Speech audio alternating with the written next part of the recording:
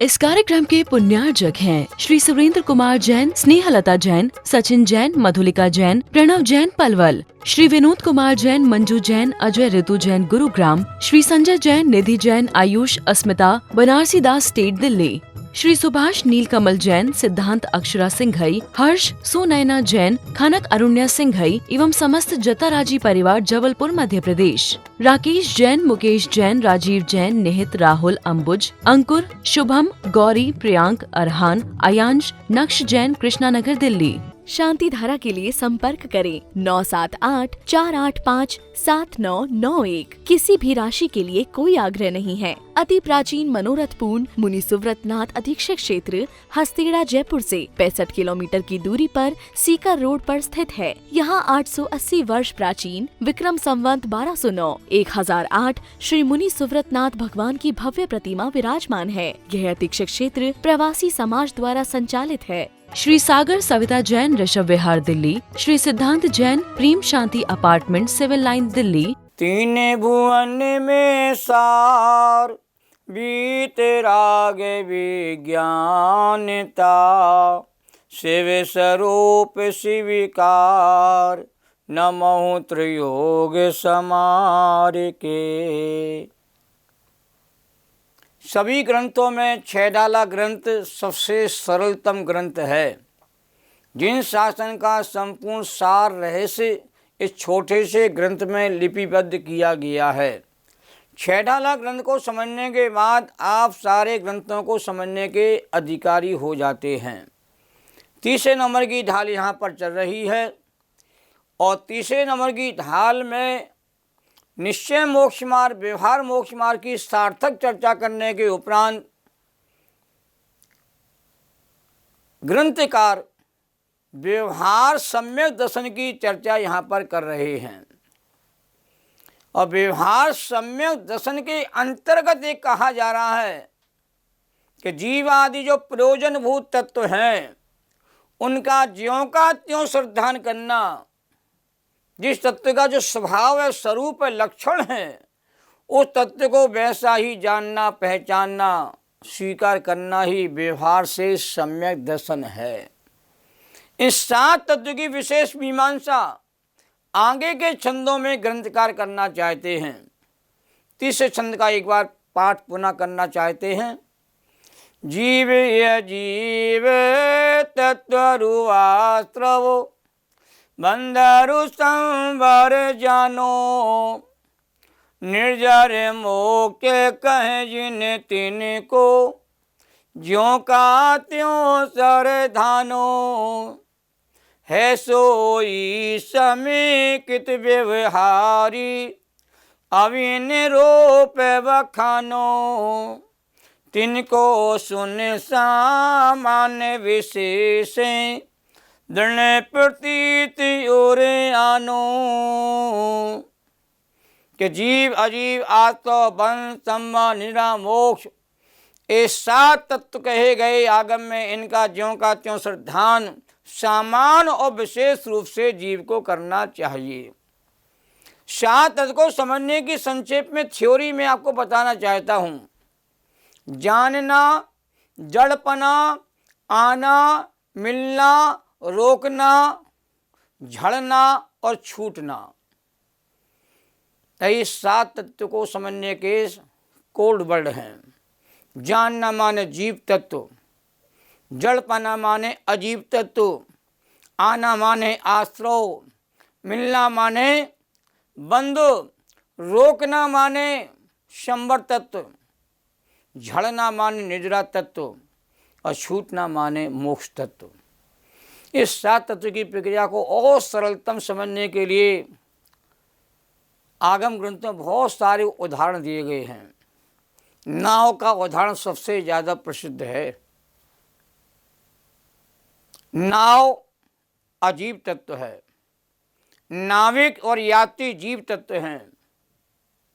नाव में पानी आता है छोटे छोटे सुराखों के माध्यम से, ये आश्रव तत्व है। नाव का, पानी का और यात्रियों का मेल मिलाप हो जाता है, ये बंध तत्व है। जिन सुराखों से पानी आ रहा था उन सुराखों को आपने रोक दिया, वो संवर तत्व है। जो नाव के भीतर पानी आ गया था, उस पानी को आपने कहते धीरे धीरे बाहर निकाला, ये निद्रा तत्व है। और नाव के भीतर से संपूर्ण पानी का निकल जाना और नाव का किनारे पर लग जाना, ये मोक्ष तत्व है। ऐसी बस को अजीब तत्व जानिए, बस के चालक को, यात्री को जीव तत्व जानिए। बस में यात्री आ रहे हैं, आस्था तत्व है, और बस का, यात्री का, इन सब का मेल मिलाप हो रहा है, ये बंद तत्व है। बस में कोई नया यात्री नहीं आ रहा है, दरवाजा आपने बंद कर दिया है, नए यात्रियों को आपने आने से रोक दिया है, ये संवर तत्व है। जो यात्री बस में बैठे हुए थे, वो बस से नीचे नीचे अपने स्टेशन पर गंतव्य पर उतरते चले जाते हैं, ये निद्रा तत्व है। और अंतिम गंतव्य पर बस का खाली हो जाना, ये मोक्ष तत्व की प्रक्रिया है।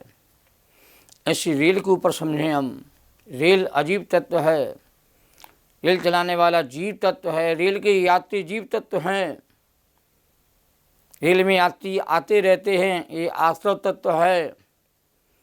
और रेल का, यात्रियों का, चालक का मेल मिलाप रहता है, ये बंद तत्व की प्रक्रिया है। और रेल में कोई नया यात्री नहीं आता है, आपने रोक दिया नए यात्रियों को आने से, वह संवर तत्व है। और स्टेशन आने पर रेल के भीतर बैठे हुए यात्री नीचे उतरते चले जाते हैं, ये निद्रा तत्व है। और अंतिम स्टेशन पर रेलगाड़ी पूरी खाली हो जाती है और सब अपने अपने घर चले जाते हैं, ये मोक्ष तत्व की प्रक्रिया है। मकान भी अजीब तत्व है, मकान में रहने वाले लोग जीव तत्व हैं। मकान में लोग आते रहते हैं, ये आश्रव तत्व है। मकान का, लोगों का आना जाना और मालिक का बना रहना, मेल मिलाप होना, ये बंद तत्व की प्रक्रिया है। आपने दरवाजे बंद कर दिए मकान के, कोई नया व्यक्ति मकान के भीतर प्रवेश नहीं करता है, ये संवर तत्व की प्रक्रिया है। और मकान में रहने वाले जीव क्रम क्रम से कहते हैं बाहर निकलते जाते हैं, ये निद्रा तत्व की प्रक्रिया है।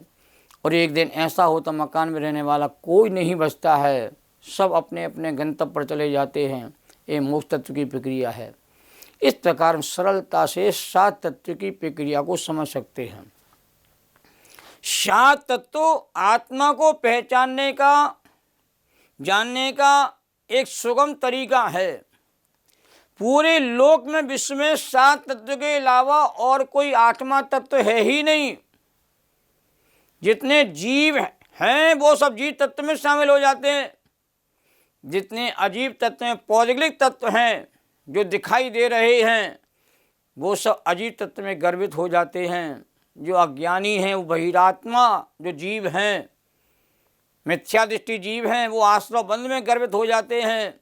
जितने ज्ञानी हैं, धर्मात्मा जीव हैं, अंतरात्मा हैं, वो संवर निद्रा के अंतर्गत गर्भित हो जाते हैं। जो परमात्मा है वो मोक्ष तत्व में शामिल हो जाते हैं। अब बताइए, पूरे विश्व में 7 तत्व के अलावा कोई नया तत्व है क्या? नहीं है। आचार्यों ने कितने वैज्ञानिक ढंग से 7 तत्व की प्रक्रिया को समझाने का प्रयास किया है। हे और पादे तत्व भी हमें समझना जरूरी है। जिस सब्जी की दुकान पर हम जाते हैं तो जो सब्जी खराब होती, सड़ी गली होती है, उसे हम खरीद करके नहीं लाते हैं। जो सब्जी कहते हैं खाने योग्य होती है, भक्ष्य होती है, उसे खरीदते हैं। ऐसे 7 तत्वों में कौन से तत्व हे हैं? तो आस्तो बंद तत्व छोड़ने योग्य होने से हे तत्व हैं, अजीब तत्व ज्ञेय तत्व है, और हमारा जीव तत्व ध्येय भी है, श्रद्धेय भी है, और आश्रय करने की दृष्टि से उपादेय भी है। और संवर निद्रा ये मोक्ष के साधन है, एक देश उपादेय है। जो मोक्ष तत्व है वो साध्य है, वो हमारे लिए कहते हैं परम उपादेय है प्रकट करने की दृष्टि से। जिस प्रकार गृहस्थी में 2 मुखिया होते हैं, स्त्री और पुरुष, स्त्री को माँ कहा जाता है, पुरुष को पिता कहा जाता है। फिर उनके संयोग से अनेक संतान पैदा होती है, पर संतान के भी संतान होती है और सब परिवार में रहते हैं। उसी प्रकार संसार में जीव अजीव दो मुख्य तत्व हैं। जीव आत्मा माँ के स्थान पर है और कर्म पिता के संयोग से आश्रव आदि तत्वों की उत्पत्ति होती है। आत्मा को माँ इसलिए कहा है क्योंकि रागादि आश्रव भाव आत्मा रूपी माँ के उदर में पलते हैं और कर्म के निमित्त से रागादि भाव उत्पन्न होते हैं, अतः कर्म को अजीव को उनको पिता कहा गया है। इस प्रकार जीव अजीव की 5 संतानें हैं, जिसमें आश्रव, बंध, संवर और मोक्ष 4 पुत्र हैं और निजरा एक कहते सुपुत्री है, जो दोनों कुलों को उज्जवल करती है। और पुण्य और पाप पड़ पोते हैं, क्योंकि आश्रव बंध की संतान है। आश्रव बंध मोक्ष मार्ग में बाधक होने से जीव को इनसे संबंध रखने की आवश्यकता कहते नहीं है। शांत तत्व की प्रक्रिया से आत्मा को पहचाना जाता है। दुखों से छूटने के लिए 7 प्रश्न उठना स्वाभाविक है। दुख किसे मिल रहा है? जीव को मिल रहा है। दुख किससे मिल रहा है? अजीव के संयोग से मिल रहा है। दुख का कारण क्या है? आश्रव है। दुख बढ़ता कैसे? कर्म बंधन के कारण। दुख को रोका कैसे जाए? संवर की विधि से। दुख दूर कैसे हो? निर्जरा से। दुख मुक्त अवस्था कैसी होती है? उसको मोक्ष तत्व कहा जाता है। तो जीवादि तत्वों का बार बार चिंतन करने से श्रद्धान में दृढ़ता आती है और तत्वा श्रद्धान मजबूत हो जाता है। दही को एक बार बिलोने से मक्खन नहीं निकलता, बार बार बिलोने से मक्खन मिलता है और निकलता है। ऐसे तत्व एक बार समझ में नहीं आते, बार बार समझना जरूरी होता है। हमारे मिथ्यात्व के संस्कार अनादि के हैं, मजबूत हैं, अतः उन्हें तोड़ने के लिए श्रद्धान भी मजबूत होना चाहिए और श्रद्धान की मजबूती के लिए तत्वाभ्यास जीव को बार बार करने की आवश्यकता होती है। इसलिए तत्वा श्रद्धानम सम्यक दर्शनम, ये जो लक्षण है सम्यक दर्शन का, ये मुख्य लक्षण है। सम्यक दर्शन का स्वरूप चारों अनुयोगों में विस्तार से समझाया गया है। प्रथमानुयोग की दृष्टि से कहा गया है कि किसी सम्यक दृष्टि जीव रेवती रानी आदि के चित्र को सुनकर के वीतराग देवादेव और जीवादि तत्वों तक का श्रद्धान जो हो वह प्रथमानुयोग से सम्यक दर्शन है। सम्यक दृष्टि की परिणति को देख करके आपको तत्वाद का श्रद्धान हो जाता, वीतराग देव का श्रद्धान हो जाता है, ये प्रथमानुयोग। और अजीव तत्व के 5 भेद होते हैं। पुद्गल, धर्म द्रव, अधर्म द्रव, आकाश द्रव, काल द्रव। ये 5 जो अचेतन द्रव्य हैं उनको अजीव तत्व में शामिल किया है। पुद्गल, धर्म, अधर्म, आकाश, काल, ये 5 अजीव तत्वार्थ के भेद हैं। अब जीव अजीव का जब मेल होता है, जीव अजीव से प्रभावित होता है, तो 2 नए तत्व पैदा हो जाते हैं, आश्रव और बंध। आश्रव माने होता आना। कर्मों के आने का नाम आश्रव है। राग, द्वेष, मोह आदि विकारी भावों के आने का नाम भाव आश्रव कहा जाता है। ज्ञान वर्णादि कर्मों के आने का नाम द्रव्य आश्रव कहा जाता है।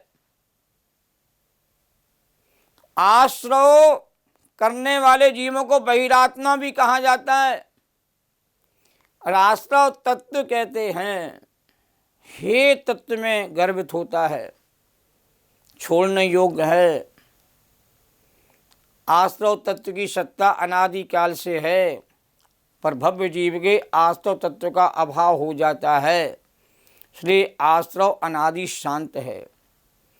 अभव्य जीव की दृष्टि से वास्तव को अनादि अनंत भी कहा जा सकता है। और जो आएगा वो नियम से मिलेगा। तो जीव और कर्म के प्रदेशों का परस्पर में मेल होना, मेल मिलाप होना, दो द्रव्यों का परस्पर में मेल मिलाप की प्रक्रिया को बंध कहा जाता है। बंधन जीव के लिए दुख का कारण होता है। तो कर्म का आत्मा के साथ कहते एक क्षेत्र का जो संबंध मिलन की प्रक्रिया है वो बंध तत्व है। और बंध तत्व करने वाले भी ही जीव बहिरात्मा कहे जाते हैं। और बंध तत्व भी है छोड़ने योग्य है। जब तक बंध है तब तक मोक्ष नहीं है। पांचवा तत्व संवर। संवर माने रोकना। जो कर्म आ रहे थे उन कर्मों को आने से रोक दिया। शुभाशुभ भावों को आने से रोकना ही संवर है। शुभाशुभ कर्मों का निरोध हो जाना ही संवर कहा जाता है। आस्तो निरोधा संवरा। आस्तों के निरोध को संवर कहते हैं। संवर करने वाले जीव अंतरात्मा कहलाते हैं। और संवर तत्व सादी और शांत है। अनादि से संवर नहीं है जीव को। जीव को संवर तत्व प्रकट करना होता है, मोक्ष के अंत हो जाता है। और यह मोक्ष का साधन है। तो संवर को साधन तत्व कहा गया है। निजरा माने जो बंधे हुए कर्म थे उन कर्मों को झाड़ना, आत्मा से अलग करना। तो कर्मों के एक देश क्षय होने की प्रक्रिया को निजरा कहा जाता है। और निजरा करने वाले जीव अंतरात्मा कहलाते हैं। सकाम और अकाम निजरा के दो प्रकार के भेदों की चर्चा आगम में आती है। सकाम निजरा सादी शांत है। और अकाम निजरा तो अज्ञानी के भी निरंतर होने से इसे अनादि भी कह सकते हैं। और जो मोक्ष तत्व है तो संपूर्ण कर्मों का क्षय हो जाना, अपूर्ण आत्मा के गुणों की अभिव्यक्ति हो जाना मोक्ष है। छुटकारा मिल जाना, कर्म बंधन से पूर्ण छुटकारा मिल जाना मोक्ष तत्व साध्य है। और यह साधी अनंत काल तक के लिए है। मोक्ष अनादि से नहीं, जीव को मोक्ष की प्राप्ति होती है इसलिए साधी और अनंत काल तक रहता है। और मोक्ष तत्व को परमात्मा कहा जाता है। इस प्रकार संक्षेप में हम सात तत्व की प्रक्रिया को समझना चाहें तो आत्मा, अनात्मा, बहिरात्मा, अंतरात्मा, परमात्मा, यही सात तत्व का यथार्थ बोध है। जब जीव अजीव से भिन्नता का अनुभव करेगा तो नियम से संवर निजरा तत्व का रूप प्रकट हो जाएगा। संवर निजरा ही मोक्ष के साधन कहे जाते हैं। और जीव अजीव से बिल्कुल सर्वथा भिन्न हो जाएगा। जड़ चेतन का पूर्ण वियोग यही मोक्ष तत्व है। मोक्ष तत्व ही हमारे जीवन का साध्य है। और आश्रव बंध ये दोनों तत्व जीव के लिए अहितकारी हैं, अमंगलकारी हैं, हे हैं, छोड़ने योग्य हैं। इनसे आत्मा सुखी नहीं होता है। इसलिए हे उपादेय की अवस्था को भी समझने की आवश्यकता हो जाती है। तो हे तत्व माने छोड़ने वाले तत्व, उपादेय माने ग्रहण करने वाले तत्व। ये सुंदर चर्चा कल हम आगे लेते रहेंगे। जैनम जयतु शासनम। सभी साधर्मी जनों को सादर जय जिनेन्द्र। सहजानंदेशो स्वरूपी अविनाशी में आत्मस्वरूप ज्ञानानंदे पूर्ण निराकुल सदा प्रकाशित चेतन रूप, सदा प्रकाशित चेतन रूप। द्वासांग जिनवाणी माता को नमन और वंदन।